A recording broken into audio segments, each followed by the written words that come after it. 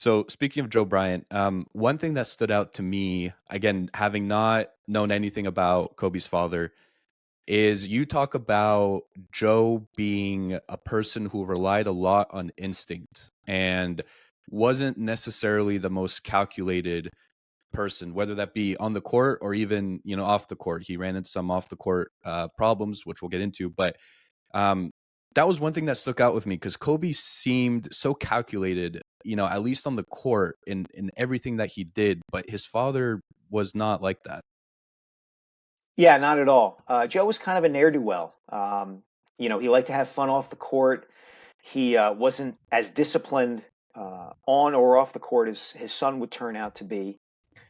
He didn't get into some trouble early in his NBA career with the Sixers, and I get into that in the book. He also he was naturally gifted. He was a Philadelphia high school and college basketball star. He went to Bartram High School in Southwest Philadelphia.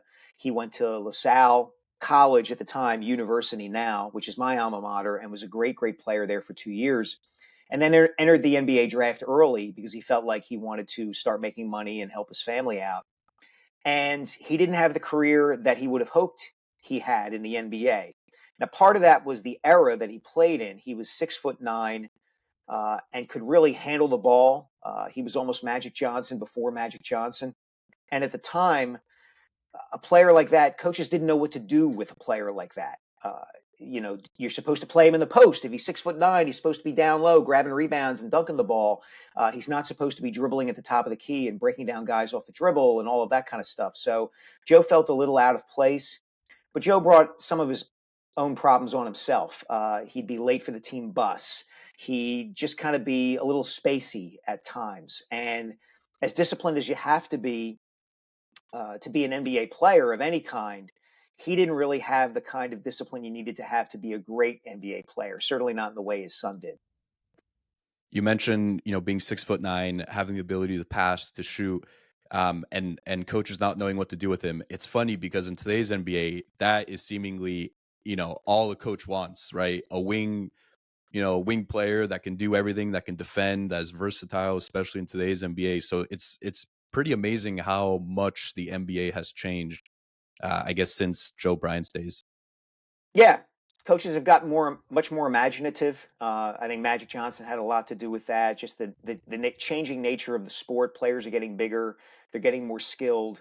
In some ways, I think it's hurt the sport, to be very honest, because um, the court almost seems too constraining for them. I'm actually just finished the manuscript for my next book, which is all about the history and myth and magic of the slam dunk. And one of the assertions I make at the end is that the basketball is going to have to start at its highest levels is going to have to start thinking about raising the rim because players like Victor Wembanyama and Nikola Jokic and um, guys like that, the court is almost too small for what they can do.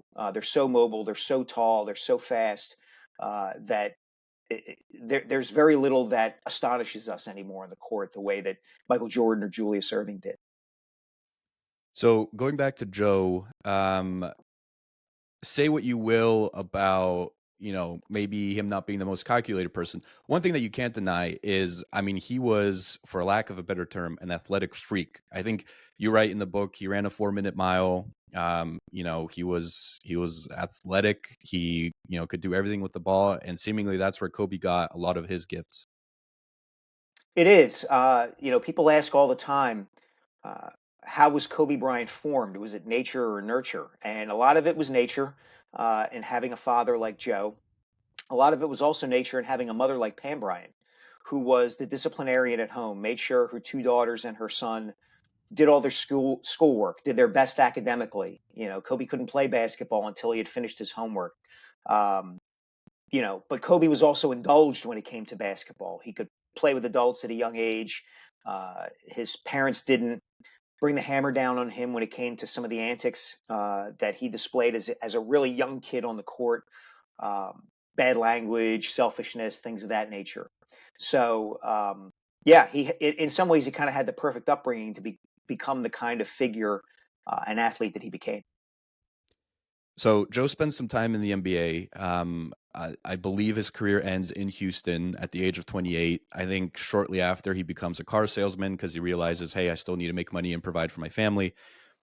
When you know, in your opinion, from studying Joe, why do you think his career didn't flourish like maybe it was supposed to? And maybe we've touched on a couple of the reasons, but just kind of big picture, what do you think really held him back?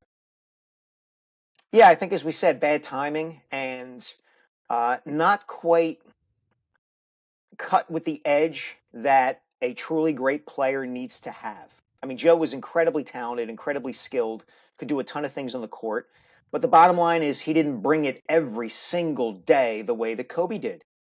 He just didn't. And I think in a lot of ways, uh, Joe Bryant was a lesson to Kobe. On the one hand, Kobe wanted to kind of redeem his father's good name. They were very close when Kobe was young, and he wanted to restore the Bryant's good name in the circles of professional and Philadelphia basketball. But in other ways, Joe Bryant was a cautionary tale to his son. Hey, you need to work at all times because the difference between being truly great and being just another guy is very, very small at the highest levels of basketball. And you don't want to give somebody else an advantage over you in any regard. So let's talk about some of those lessons that maybe Joe passed on to Kobe that you just mentioned. One thing that stuck out to me is, like I said, if you're familiar with Kobe, you're familiar with the Mamba mentality, this idea of being cutthroat, of just being a killer, of having these natural instincts to go out and dominate, obviously on the court. And so what surprised me is how early Kobe was showing signs of having those instincts and having that demeanor. I think, you know, eh, you brought up a story when they were in Italy, and I think he was maybe playing on a team, and he said "F you" to one of the Italian coaches, and Kobe was maybe 8 or 9 at the time. So, I mean, what was Kobe like when he was young, and where did this demeanor come from? Yeah, I think it's the nature nurture question again. I think some of it is inherently him. And I think genetically speaking, if you want to talk in those terms, I think Pam, his mother, provides a lot of that. She was the disciplinarian, the strong willed one in the family. She ran the household. She didn't put up with any crap from anyone. And so you have that aspect of his personality. And then you have him growing up in this environment where his father is playing both in the NBA and then later professionally in Europe. He's in an environment in which he's observing and learning lessons from professional athletes all the time. And he has parents who are willing to indulge him when it comes to basketball. Joe brings him to practices and to games. Kobe mops the floor during games uh, in Europe that Joe is playing. And he gets to shoot around with the team. And when one of Joe's coaches admonishes him, as you said, he, snaps back at him. And Joe and Pam just kind of say, well, that's our Kobe. So it's a little bit of everything. It's kind of the perfect melding of environment and nature and all kinds of the stew of factors that come to create this individual who just commits himself to being the best basketball player in the world and has nothing else on his mind from the time he's able to conceive of such a thought when he's 9, 10, 11 years old.